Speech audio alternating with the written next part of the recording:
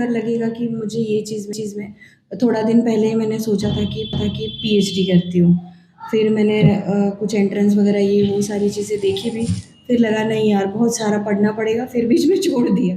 तो ma'am PhD की है तो कौन से सब्जेक्ट में आपने पीएचडी की है? मुझे न्यूमरोलॉजी में ही करना था। ओके, तो आप जैसे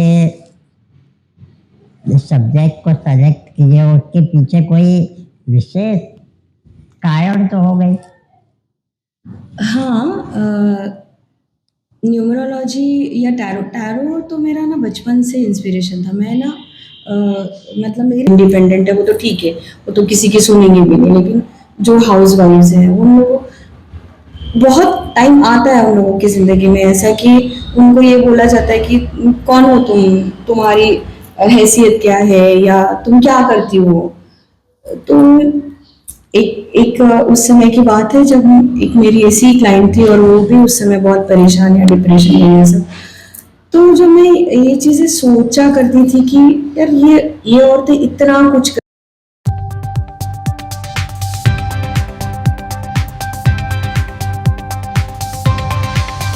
तो नमस्कार आदाब, आप देख रहे हो इंडिया फैक्ट न्यूज। आज है महिला दिवस। महिला दिवस के अवसर पे हम आज ऐसी शख्सियत को मिलाने जा रहे हैं जो बहुत से खिताब अपने नाम कर चुके हैं। हम बात कर रहे हैं पूजा ठाकुर मैम की। पूजा ठाकुर मैम, आज के पॉडकास्ट में आपका बहुत बहुत स्वागत है। थैंक यू सो मच मुझे यहाँ बुलाने के लिए। पूजा मैम, आपने इतने सारे खिताब जीते, नागपुर में सेल्स का खिताब जीते हैं, आपने जबलपुर जाकर भी खिताब जीते हैं। सबसे पहले ये जानना चाहूंगा नागपुर का खिताब कैसा था और फिर आप जबलपुर कैसे पहुंच गए? नागपुर का तो ऐसा है कि मैं बस बाय चांस मुझे किसी ने इंसिस्ट किया 2012 में जब मैंने अपना पहला क्राउन लिया था। तो मुझे किसी ने इंसिस्ट किया था कि यहाँ पर एक ऐसे मिसेस नागपुर ब्यूटी पेजेंट होने जा रहा है तो तुम हिस्सा क्यों नहीं लेती हो। तो मैंने कहा, तब मेरा बेटा बहुत छोटा था, तो मैंने कहा अरे यार बड़े सारे काम हैं, मैं पढ़ भी रही थी उस समय। तो बाय चांस मैं बस वहाँ चली गई, मैंने वो फॉर्म भर दिया और वो बस हो गया। ऐसा कुछ प्लान नहीं था या मैंने उसके लिए कोई प्रिपरेशन नहीं किया था, कुछ भी नहीं। पूजा मैम, आपने इतने सारे काम किए हैं, इतने आप सोशल एक्टिविस्ट भी हैं, समाज सेवा भी करते हैं। आपके समाज सेवा के बारे में बताइए, आप क्या क्या काम करती हैं। और हाल में ही आपने सिंथुर मॉम में भी पार्टिसिपेट किए थे एज अ वीआईपी गेस्ट। जी, तो उसके बारे में भी बताइए, कैसा था उसका अनुभव? वीआईपी गेस्ट हो या जूरी जो आजकल मुझे इनवाइट किया जाता है, वो सब तो मेरे इतने अचीवमेंट देखने के बाद मुझे अलग अलग ऑर्गेनाइजेशंस जो कुछ करते हैं, ब्यूटी पेजेंट करते हैं इस तरीके का, तो वो इनवाइट करते हैं। लेकिन इतनी सारी जर्नी जो मेरी रही है वो अपने इंटरेस्ट को लेकर, ऐसा नहीं है कि मेरा प्रोफेशन अलग है और ये चीज़ें अलग है। हमारे दर्शक ये जरूर जानना चाहेंगे कि आप एज ए प्रोफेशनल क्या है। क्योंकि मैं जितना अपना आपका बायोडाटा देखा, बहुत लंबी लिस्ट है दोस्तों, बहुत ही लंबी लिस्ट। मेरे को मोबाइल लेके बैठना पड़ा इनकी लिस्ट के क्योंकि कई लिस्ट में तो भूल भी गया। अभी जैसे बात करते जा रहा हूँ तब याद आया कि ये टैरो कार्ड रीडर भी है और भी बहुत सारे प्रोफेशनल है। तो मैम, आपके प्रोफेशनल के बारे में बताइए। प्रोफेशनली मैं टैरो कार्ड रीडर हूँ, न्यूमरोलॉजिस्ट हूँ, साइकोथेरेपिस्ट हूँ। मैं क्रिस्टल की भी थेरेपी करती हूँ, हीलिंग करती हूँ, जैसे रेकी और प्राणिक हीलिंग करती हूँ। तो मैम, जैसे कि आप बता रहे न्यूरो और उसके बारे में थोड़ा आसान भाषा में हमारे दर्शकों को बताइए, होता क्या है, क्योंकि हर कोई एजुकेटेड नहीं है आज के दौर में, तो उनको नहीं समझता। तो उनको बताइए क्या होता है और इसमें आप क्या काम करते हैं। टैरो रीडिंग जैसे कार्ड्स के ज़रिए वो एक कार्ड्स होते हैं जो उसमें जो हमारे क्लाइंट्स होते हैं उनको वो जैसे सवाल पूछते हैं कि अभी उनके लाइफ में क्या होने वाला है, कोई उनके लिए कोई बिजनेस सही है, कोई लाइफ पार्टनर सही है, कोई किसी के लिए, कोई किसी चीज़ के लिए। जैसे एस्ट्रोलॉजी होता है, एस्ट्रोलॉजी में हम कुंडलियाँ देखते हैं, ओके। है ना, कुंडली देखते हैं एस्ट्रोलॉजी के तौर पर। न्यूमरोलॉजी में हम लोगों के नंबर के चार्ट देखते हैं। उसी तरह से टैरो में एक इट्स ऑल अबाउट एनर्जी। तो आप तीनों आता है आपको? हाँ। तो मैम आप हाथ देख के बता सकते हैं कि क्या होने वाला है, क्या हुआ है? पामिस्ट्री अलग, वो नहीं, हाथ देख के नहीं। मैं आपका डेट ऑफ बर्थ, प्लेस और आपका टाइमिंग देख के जब मैं आपका बर्थ चार्ट निकालूंगी तो कार्ड तब मैं बता सकती केवल आप टैरो कार्ड से ही बताते क्या? नहीं, मेरे तीनों चारों मॉडलिटीज में ओके। मैं काम करती हूँ। तो ऐसे में हमारे दर्शक तो चाहेंगे कि नावेद सर का भी कुछ आप बताएं। नावेद सर आप सबके लिए एक इंस्पिरेशन है। जानते हैं, आप अपने आप में एक बहुत महान चीज है। अच्छा। मैं क्या ही आपके बारे में कहूँ। नहीं, फिर भी एक आपका हम दर्शकों को डेमो दिखाना चाहते हैं कि आप में इतनी प्रतिभा है जिस वजह से आज महिला दिवस में हम आपका पॉडकास्ट दिखा रहे हैं। अच्छा, आपका डेट ऑफ बर्थ क्या है? 21 जनवरी 1990। अच्छा, तो इसीलिए आप इतने मतलब आपका ब्रेन भी इतना शार्प है। ओह। आप अपने इरादों के बहुत पक्के हैं। अच्छा। उससे आपको कोई नहीं हिला सकता होगा। आपने जो अच्छा। ठान लिया वो करना है तो करना ही है। ओके। राइट। और आप लोगों को मोटिवेट करने का काम भी बहुत अच्छे से करते हैं। अच्छा, ठीक है।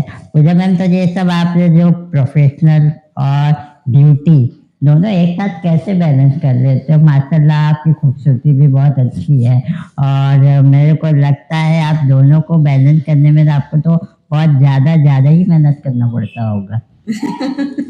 नहीं, मेहनत मैं रोज सुबह जिम में करती हूँ। क्या बात है। अच्छा।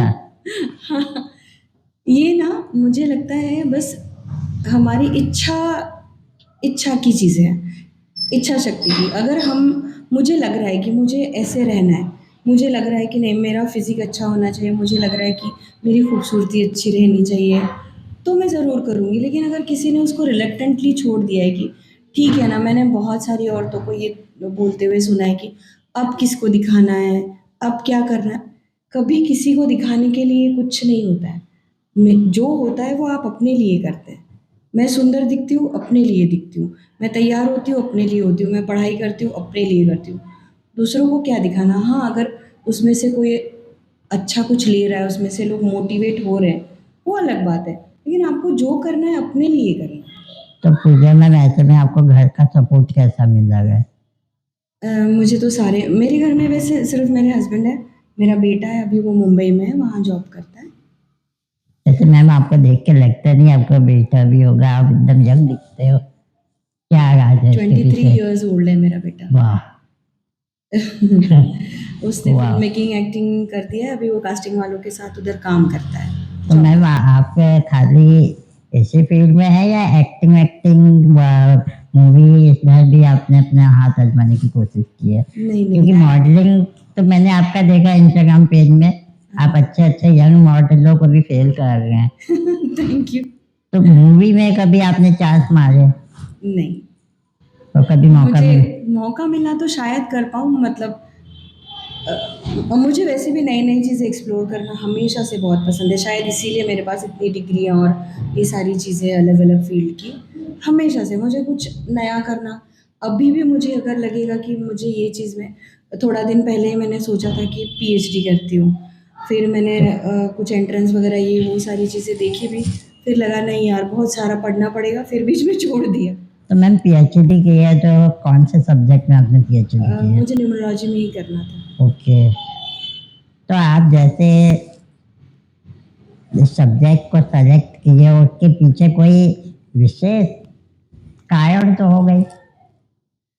हाँ, न्यूमरोलॉजी या टैरो टैरो तो मेरा ना बचपन से इंस्पिरेशन था। मैं ना मतलब मेरे स्कूल के दिनों की बात बता रही हूँ। मम्मी एक कोई टीवी पर प्रोग्राम देखा करती थी, तो उसमें ना बीच में एक लेडी आती थी, मुझे ठीक से उनका नाम नहीं याद है, शायद सोनल समथिंग। और उस ज़माने में वो अपना पूरे कार्ड ये करके, तो आज का हर दिन का नहीं, हम लोग जैसे पर डे हमारी ये होती है, क्या बोलते हैं हम उसको, भविष्य। ओके। आज के दिन का भविष्य देखते, तो वो टैरो के जरिए आज का आपका भविष्य वो दिखाती थी। वो न्यूज़ के बीच में कुछ आते आते थे।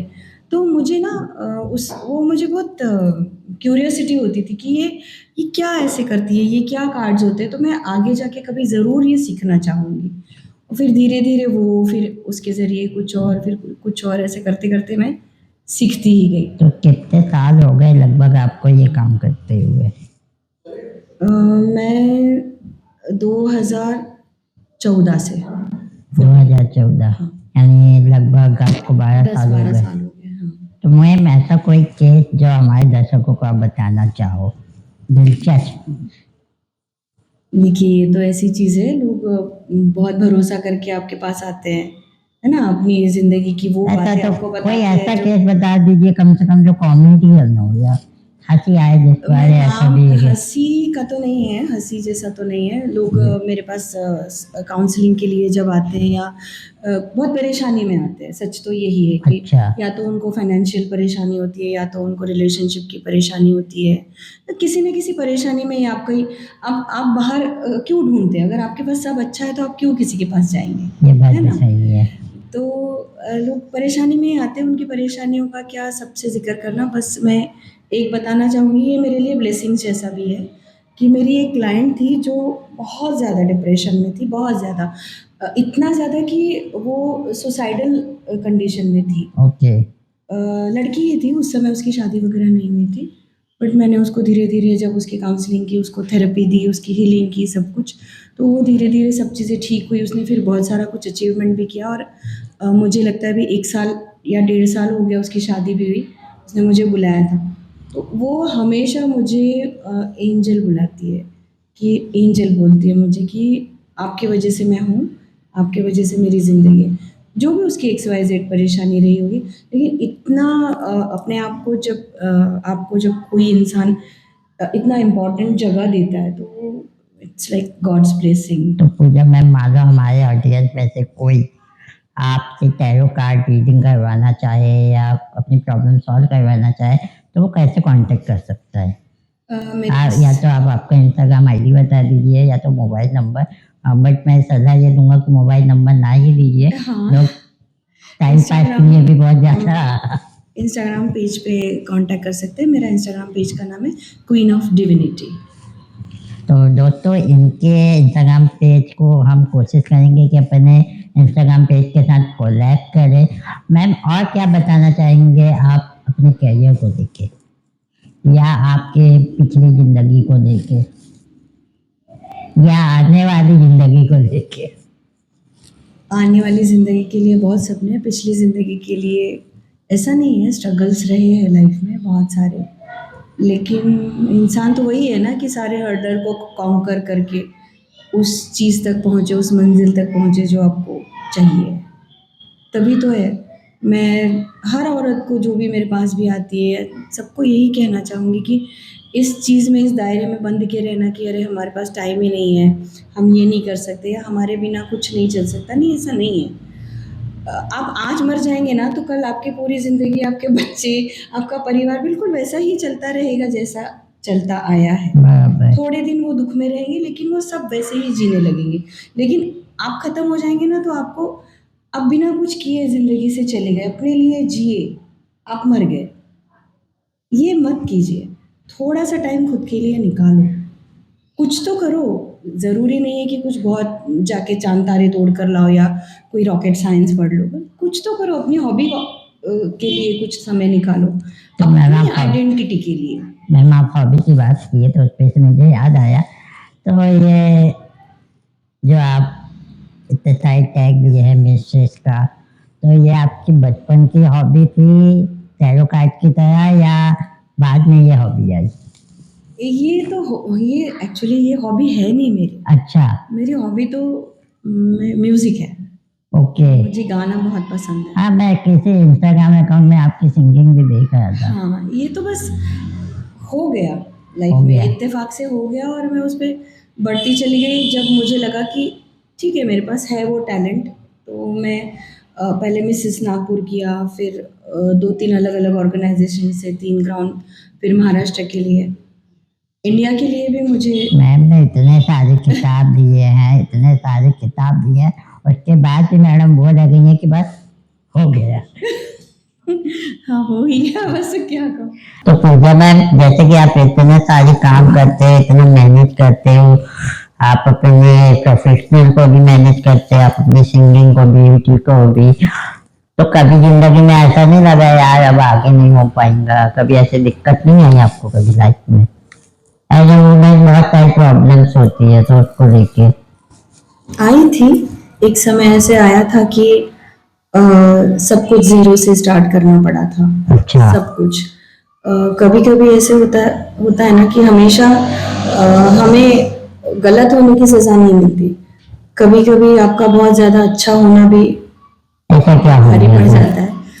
थी लाइफ में कुछ पर्सनल चीजें ऐसी हुई है जहां से बिल्कुल नहीं लगा था कि मैं फिर से पहले जैसा कुछ हो पाऊंगी या कभी हंस भी पाऊंगी। सच तो ऐसे लगा था मुझे कि, लेकिन थोड़ा दिन बहुत ऐसे डिप्रेशन में और ये सब चीजों में रहने के बाद मैंने खुद ही सोचा कि जब लोग मेरे से इतना इंस्पायर होते हैं, मेरा ये काम है, मैं ऐसे खुद के ये 2014 की बात की बात है? नहीं, पहले की है। ओके। 2014 के, हाँ बात की बात है।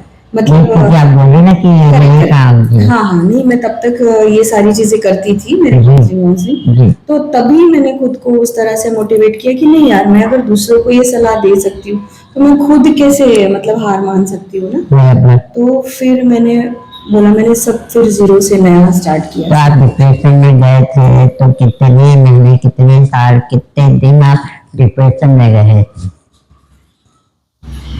कुछ अंदाजन? कुछ 6-8 महीने का टाइम तो था। बाप रे, बहुत लंबा समय हो गया। हाँ लंबा समय था, क्योंकि उसी समय मेरा ये सब चीजें लाइफ में कुछ होना और उसी समय मेरी मम्मी की डेथ भी हुई। ओह माय तो गॉड। वो लाइक दोनों तीनों चीजें साथ में हुई। और उस वही वक्त ऐसा भी था जब मेरा बेटा मुंबई चला गया था। ओह। तो मैं बहुत अकेलापन, उस समय मुझे बहुत ज्यादा कुछ प्रॉब्लम हुई थी, पर मैं निकल गई। ऐसा नहीं कि मैंने काम करना छोड़ दिया, मैं सब कुछ करती थी। बस जो सब कुछ करने के बाद जो मेरा मी टाइम रहता था, उसमें मैं वो खुद को उतना एंथुजियास्ट या इतना खुश महसूस नहीं कर पाती थी। धीरे धीरे मैं उसमें से निकल गई। तो मैम, जाते जाते आप हमारे दर्शकों को क्या कहना चाहेंगे? क्योंकि हम महिला दिवस के लिए यहाँ पर आए हैं, तो औरतों की लाइफ में ना हमेशा, हर औरत की लाइफ में एक फेज ऐसा हमेशा ही आया होगा जब उनको ये पूछा जाता है कि कौन हो भाई, तुम क्या करती हो। खास करके घर में जो जॉब करते हैं, जो फाइनेंशियली इंडिपेंडेंट है, वो तो ठीक है, वो तो किसी की सुनेंगे भी नहीं। लेकिन जो हाउस वाइफ्स हैं, उन लोगों, बहुत टाइम आता है उन लोगों की जिंदगी में ऐसा कि उनको ये बोला जाता है कि कौन हो तुम, तुम्हारी हैसियत क्या है, या तुम क्या करती हो। तो एक एक उस समय की बात है जब एक मेरी ऐसी क्लाइंट थी और वो भी उस समय बहुत परेशान या डिप्रेशन में ये सब। तो जब मैं ये चीजें सोचा करती थी कि यार ये औरतें इतना कुछ कर देती है, अब बिना अपने लिए कुछ मांगे, बिना सैलरी के, बिना कुछ पैसों के, और उनको पूछा जाता है कि तुम कौन हो। तो एक दिन ना मैं बैठे बैठे, मुझे कविता लिखने का भी शौक है, मैं कविताएं लिखती हूँ। अच्छा। तो तब मैंने ये कविता लिखी थी कि इसका शीर्षक ही है कि कौन हूं मैं। मुझे एक और टैलेंट पता चल गया, पूरे अंकल जी कवि भी है। तो मैं वो कविता जरूर सुनाना चाहूंगी और मैं इसको हर औरत को डेडिकेट करना चाहूंगी। कि कविता का शीर्षक है कौन हूं मैं। कौन हूं मैं, कहाँ हूं मैं, कभी सीप में मोती सी, कभी दीप में ज्योति सी, कभी ओस की बूंद सी निर्मल, कहीं हूं बहते झरने की कलकल, कभी अथाह सागर सी गहरी, कहीं हूं मैं पहाड़ों सी ठहरी। कौन हूं मैं, कहाँ हूं मैं, कहीं बसंती फूलों सी, कभी सावन के झूलों सी, कभी बसंती फूलों सी, कभी सावन के झूलों सी, कभी गरजती बिजली भी मैं हूं, कभी बरसती बदली भी मैं हूं, तितली में अपना अक्स ढूंढती, कहीं हूं मैं अंबर से भी मिलती, इंद्रधनुष के रंगों में भी और पंछी के पंखों में भी। संसार की हर शय में मैं हूँ, धरा से नभ तक बस मैं ही मैं हूँ, धरा से नभ तक बस मैं ही मैं हूँ। जब भी किसी औरत को लगे ना कि वो कौन है, जब उसको सवाल आए, तो मुझे लगता है मेरी ये कविता पढ़ ले कि संसार की हर शय में आप हो, आपके बिना कुछ नहीं, औरत के बिना ये संसार कुछ भी नहीं है। तो देखा दोस्तों, आपने कितनी अच्छी कविता मैम ने सुनाई है, इतनी सारी इनके अंदर टैलेंट है। ऐसे में मैम का पॉडकास्ट इंडिया फैक्ट में आना तो सही था, हमको लगा कि मैम को बुलाना चाहिए। और मैम, हम आपका बहुत बहुत धन्यवाद कहते हैं कि आपने अपने इतना कीमती समय निकाला, जबकि आप इतने एंगेज रहते हैं। इनका अपॉइंटमेंट 6 महीने पहले से लेना पड़ता है, और मैम ने मेरे एक कॉल पर अपने इम्पोर्टेंट टाइम दिया है। इंडिया फैक्ट में आपका बहुत बहुत धन्यवाद कहना चाहता हूँ मुझे बुलाने के लिए। मैं आपको भी बहुत इंस्पिरेशन मानती हूँ, तो आना तो था ही। तो दोस्तों, उम्मीद करते हैं आपको ये पॉडकास्ट आपको पसंद आया होगा। तो हमारे चैनल को लाइक करें, सब्सक्राइब करें। फिलहाल हम दोनों को दीजिए इजाजत। धन्यवाद। हमारे चैनल को सब्सक्राइब करें और बेल आइकन दबाना ना भूलें।